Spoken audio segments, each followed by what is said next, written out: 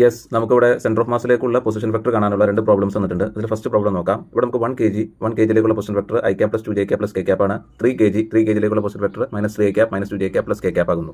അപ്പോൾ ഈ ഒരു സിസ്റ്റത്തിന്റെ സെൻറ്റർ ഓഫ് മാസിലേക്കുള്ള പൊസിഷൻ വെക്ടർ നമുക്ക് ഫൈൻഡ് ഔട്ട് ചെയ്യേണ്ടത്. അപ്പോൾ നമുക്ക് position vector to centre of mass കാണാനുള്ള ഇക്വേഷൻ നമുക്കറിയാം.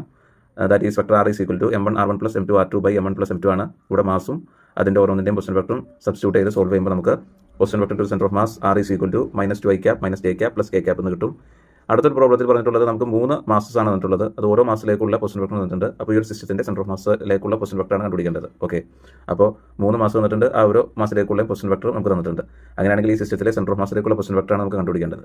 അപ്പോൾ അത് കണ്ടുപിടിക്കാനായിട്ട് നമുക്ക് സെയിം ഫോർമുല ഉപയോഗിക്കാം. Position vector to centre of mass vector x is equal to m1 x1 plus m2 x2 plus m3 x3 by m1 plus m2 plus m3. ഇവിടെ x എടുക്കാനുള്ള കാരണം x ആക്സിസിനെ ബേസ് ചെയ്തിട്ടുള്ള ആണ് ഇവിടെ പൊസിഷൻ വെക്ടർ വെച്ചിട്ടുള്ളത്. Okay, x ആക്സിസിലാണ് നമ്മുടെ മാസ് ഇരിക്കുന്നത്. അപ്പോൾ അതിൻ്റെ ഓരോന്നിലേക്കുള്ള പൊസിഷൻ വെക്ടറും x ആക്സിസിനെ ബേസ് ചെയ്തിരിക്കുമല്ലോ വരുന്നത്.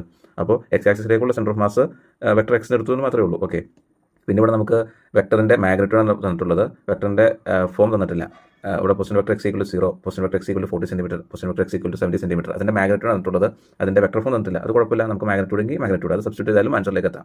ഓക്കെ, അത് സബ്സ്റ്റിറ്റ്യൂട്ട് ചെയ്യുമ്പോൾ നമുക്ക് പൊസിഷൻ വെക്ടറിലേക്കുള്ള മാഗ്നിറ്റ്യൂഡ് നമുക്കൊരു സ്പെസിഫിക് നമ്പർ അവിടെ കിട്ടും, ഇത്ര സെൻറ്റിമീറ്റർ എന്ന് പറഞ്ഞ്. അത്ര ഉള്ള പ്രോബ്ലം. ഓക്കെ, നമുക്കിനി ആംഗുലർ വെലോസിറ്റിയും ആംഗുലർ ഡിസ്പ്ലേസ്മെൻറ്റും ഇതിനെക്കുറിച്ച് നോക്കാം.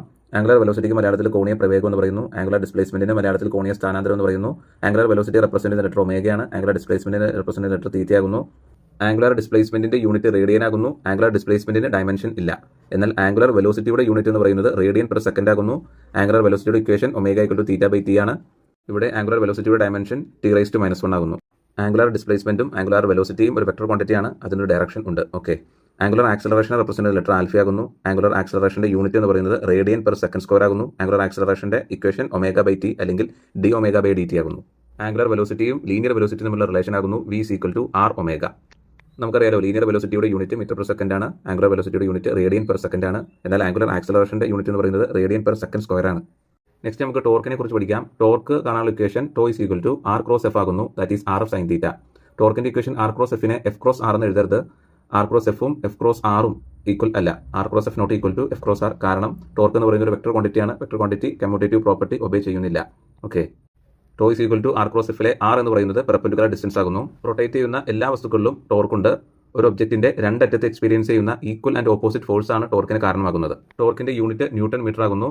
ടോർക്കിന്റെ ഡയമെൻഷൻ ml സ്ക്വയർ t⁻⁻2 ആകുന്നു. ടോർക്കിന്റെ അതേ ഡയമെൻഷൻ തന്നെയാണ് വർക്കിനും എനർജിക്കും ഉള്ളത്. അതും ml സ്ക്വയർ t⁻⁻2 ആകുന്നു. ടോർക്കിന്റെ വാല്യൂ മാക്സിമം വരുന്നത് തീറ്റ 0 ആകുമ്പോഴാണ്. ടോർക്കിന്റെ വാല്യൂ മിനിമം വരുന്നത് തീറ്റ 90 ആകുമ്പോഴാണ്. നമുക്കറിയാം tau is equal to rf sin തീറ്റയാണ്. സൈൻ 0 വരുമ്പോൾ ടോ 0 വരും. സൈൻ 90 വരുമ്പോൾ ടോ മാക്സിമം ആകും. That is tau is equal to rf വരും.